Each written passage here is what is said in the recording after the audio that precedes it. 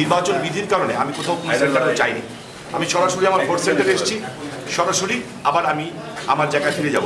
তবে সাংবাদিকদের এই সুযোগে একটা কথা বলতে চাই যে আপনাদের মতো যেমন 99% ভালো সাংবাদিক আছে, আমি খুব কষ্ট পেয়েছি গতকাল।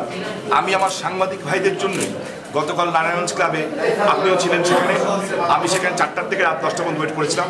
ঢাকার থেকে বিভিন্ন সাংবাদিকরা এসেছিলেন এবং খুব প্রতিশ্রুতিদর্শক সাংবাদিকরা এসেছিলেন যারা ঢাকাকে বিট করেন এবং ইভেনচুয়ালি কেন্দ্রীয় প্রধানমন্ত্রী বিরোধী নেত্রীকে বিট করেন। এই ধরনের যারা এসেছিলেন তারা অনেকে থাকার জায়গা পাচ্ছিলেন না, খাওয়ার জায়গা পাচ্ছিলেন না।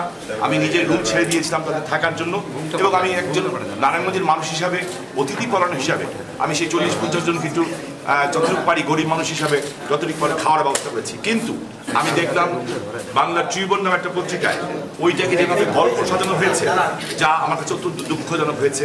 এবং আমার মনে হয় যে এই 40-50 জন সাংবাদিক এখানে উপস্থিত ছিলেন তারা আমি যদি লজ্জা পেয়েছি তার চেয়ে তারা বেশি লজ্জা পেয়েছে। নির্বাচন আচরণবিধিতে সাংবাদিকরা ঢুকতে পারে কিনা আমি জানি না।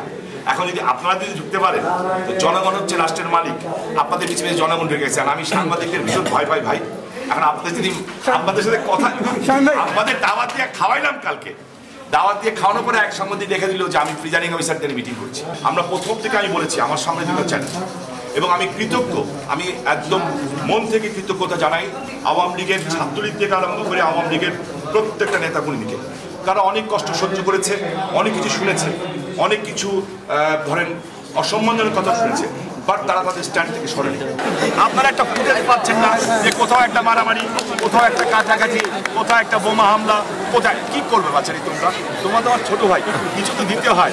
তাতে আমি রক্তাক্ত হলাম, তুমি তো খুশি হলাম, আমি দুঃখ পেলে খুশি হলাম জেনে যে তুমি ভালো আছো।